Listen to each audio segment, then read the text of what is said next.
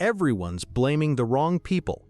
While other channels are attacking Indiana Fever players as toxic saboteurs, they're missing the real villain destroying Caitlin Clark's championship window. I'm Jax Riley, and I've been filtering through the digital noise, connecting the dots that nobody else wants to acknowledge. The temperature of the online conversation is absolutely scorching around one name, and it's not a player. It's Stephanie White. And what I've uncovered about her systematic mismanagement will shock you. Before we dive into this coaching conspiracy, hit that like button if you're tired of surface-level analysis that blames players instead of addressing the real systematic failures. We're about to expose exactly why Indiana's championship window is being wasted, and trust me, the evidence is damning. Here's what we're covering today. First, the tactical disasters that are destroying Clark's effectiveness. Second, the locker room decisions that are creating the very problems everyone's blaming on individual players. Third, the financial implications of White's failures that could cost Indiana their entire championship timeline. And finally, the smoking gun evidence that proves this coaching experiment has already failed. The other channels won't tell you this because they're focused on easy targets. But the real story? It's about a coach who's systematically undermining the most talented player in women's basketball. Let's start with the tactical nightmare that's been hiding in plain sight. Here's what they missed in all those player-blaming videos. Stephanie White made a decision this season that fundamentally breaks everything that makes Caitlin Clark special. She moved Clark off ball and started Ari McDonald as the primary point guard.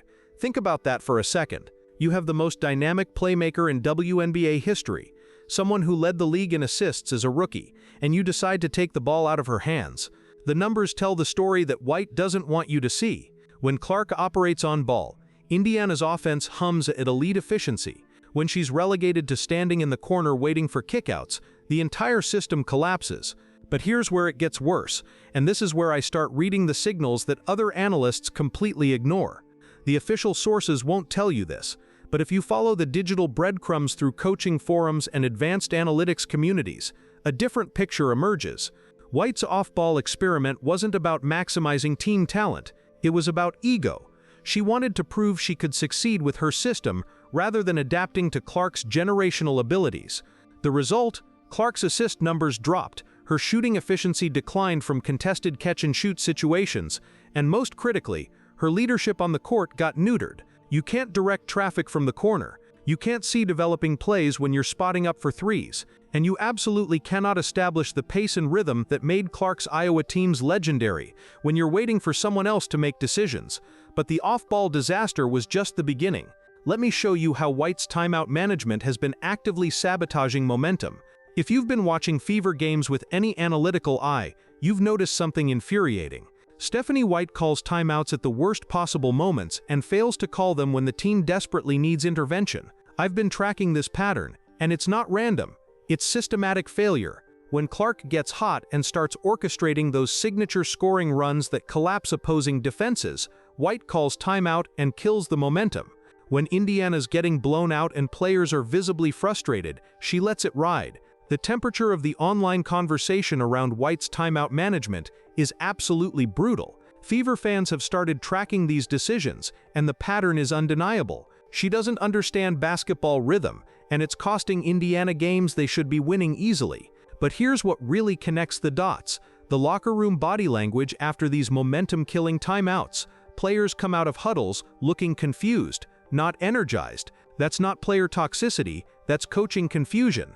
Now we're getting into rumor territory. Nothing is officially confirmed, but the online chatter is too loud to ignore. Multiple sources in coaching circles are suggesting that White's timeout strategy isn't just bad, it's deliberately designed to showcase her control rather than maximize team success.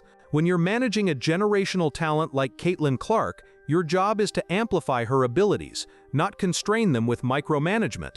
But White's timeout patterns suggest the opposite philosophy entirely.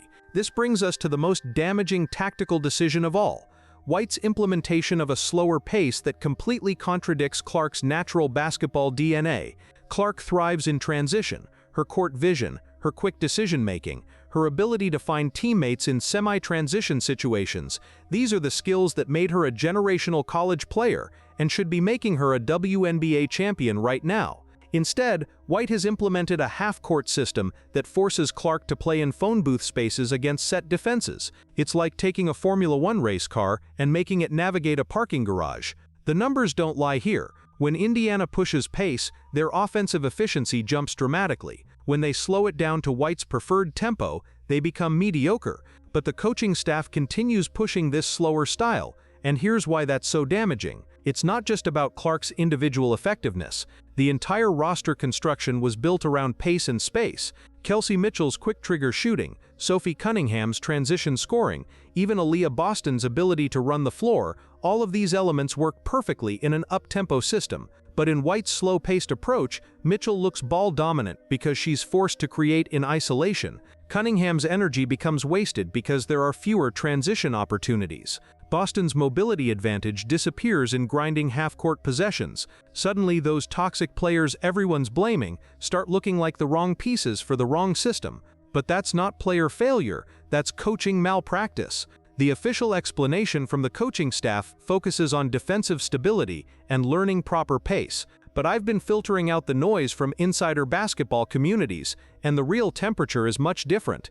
Coaches around the league are privately questioning White's understanding of modern offensive basketball. When you have Caitlin Clark, you build a race car offense. When you try to turn that into a dump truck system, everyone suffers. Now let's address the elephant in the room that those other analysis videos completely missed. They spent 20 minutes blaming individual players for toxicity and undermining Clark. But they missed the two most important facts that completely destroy their entire premise. Sydney Colson and Ari McDonald, two of the players being blamed for veteran toxicity, both suffered season-ending injuries on August 7th. Colson tore her ACL, McDonald fractured her foot. They've been on injured reserve, not in the locker room creating drama. How do you blame injured players for active roster toxicity? You can't, unless you're not doing your research properly. But here's what the injury situation actually reveals about White's coaching failures. When your veteran leadership gets hurt, a competent coach adapts the leadership structure. They elevate other voices, they modify rotations to account for missing experience, they adjust their communication strategies. White didn't do any of that. She continued operating as if those veteran voices were still available, leaving younger players without proper guidance and creating the very confusion that gets blamed on locker room toxicity. Meanwhile, the actual team chemistry evidence tells a completely different story. Clark, Lexi Hull, and Sophie Cunningham have formed a tight friendship they call Tres Leches. They're hanging out at pool parties, posting coordinated outfit videos, and showing genuine affection for each other on social media. Cunningham gained over 800,000 followers after her March 15th ejection defending Clark against Connecticut. That wasn't toxicity, that was loyalty. When she said, "Come at Caitlin and you deal with me," she wasn't creating drama, she was establishing protection that the coaching staff should have been providing. The temperature of the online conversation around team chemistry is actually quite positive when you look at player-to-player interactions. The negativity emerges around coaching decisions, not interpersonal relationships. Okay, now let's get into rumor territory. Nothing is officially confirmed, but the online chatter is too loud to ignore. Multiple sources close to the team suggest that White's biggest locker room problem isn't player conflict, it's her inability to communicate a clear vision that everyone can believe in. When players don't understand why they're being used in certain ways, when tactical decisions don't make basketball sense, when the pace and style contradicts everything that made this roster construction logical, that creates confusion, not toxicity. But here's where White's coaching failures become truly inexcusable, the financial implications that could destroy Indiana's entire championship timeline. Indiana has $95,320 in cap space and significant draft assets heading into 2026. They're positioned to build a championship roster around Clark and Aaliyah Boston. But White's mismanagement is wasting this crucial evaluation period where they need to identify which players actually fit the system. When you misuse players systematically, you can't properly evaluate their true value. Kelsey Mitchell's ball dominance might look problematic in White's slow system, but in a pace and space offense built around Clark's playmaking, she could be the perfect complementary scorer. Natasha Howard's defensive struggles might seem like individual decline, But when you're asking a former switch-everything defender to operate in a conservative system that doesn't utilize her strengths, you're setting her up for failure. The most damaging part: the 2026 expansion draft is coming. Golden State Valkyries will have the opportunity to select players from existing rosters. If White's mismanagement continues, Indiana might lose valuable pieces not because they weren't good enough, but because they were never properly utilized. That's a catastrophic waste of assets, cap space, and evaluation time during Clark's championship window. The signals from NBA front office sources who work with WNBA teams suggest that Indiana's current trajectory is unsustainable. You cannot waste a generational talent's prime years on coaching experiments that contradict basic basketball principles. Now for the evidence that proves this coaching experiment has already failed. The Fire White movement that's been gaining momentum on social media isn't just fan frustration, it's based on measurable coaching failures that are getting impossible to ignore. When coaching criticism starts trending consistently after losses, when local media begins questioning tactical decisions, when former players and coaches start publicly suggesting changes, that's not normal growing pains, that's systematic failure. The most telling evidence? Watch Clark's body language during timeouts. Early in the season, she was engaged, nodding, asking questions. Recently, she's been staring at the floor, arms crossed, clearly frustrated with what she's hearing. You can see the exact moment when Clark realizes the coaching isn't helping her succeed, and when you lose the confidence of your best player, you've lost everything. The official sources won't tell you this, but if you follow the digital breadcrumbs through coaching networks and player development communities, a different picture emerges. Multiple coaching experts are privately suggesting that White's approach would struggle to develop role players, let alone maximize a generational talent. But the most damaging evidence is in the wins and losses. Despite having Caitlin Clark, the most talented player in women's basketball, Indiana remains maddeningly inconsistent. That's not bad luck. That's not player toxicity. That's coaching failure. When you have elite talent and can't maintain consistency, when you have championship-level pieces and can't establish identity, when you have a generational playmaker and can't optimize the system around her abilities, those are coaching problems, not roster problems. Here's what those other channels don't want to acknowledge. Championship windows in professional sports close fast. Clark is in her prime right now. Boston is developing perfectly as her front court partner. The cap space and draft assets provide flexibility to build around them. But every season wasted on the wrong coaching approach is a season they can't get back. The competition isn't waiting. Las Vegas has established their system around A'ja Wilson. Seattle continues building around Breanna Stewart.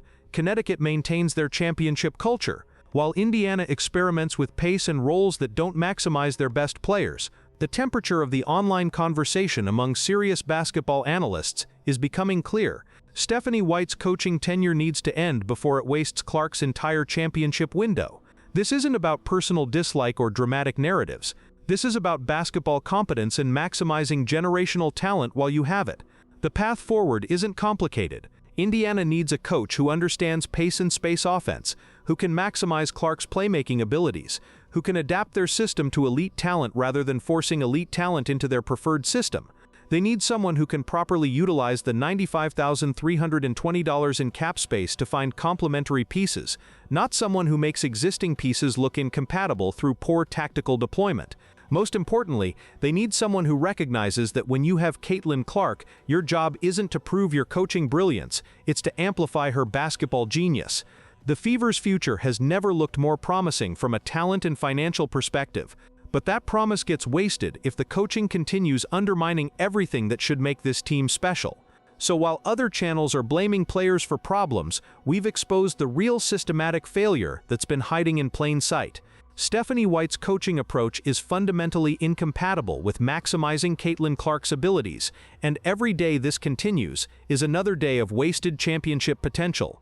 The Fire White movement isn't just angry fans, it's basketball intelligence, recognizing that coaching malpractice is destroying a once-in-a-generation opportunity.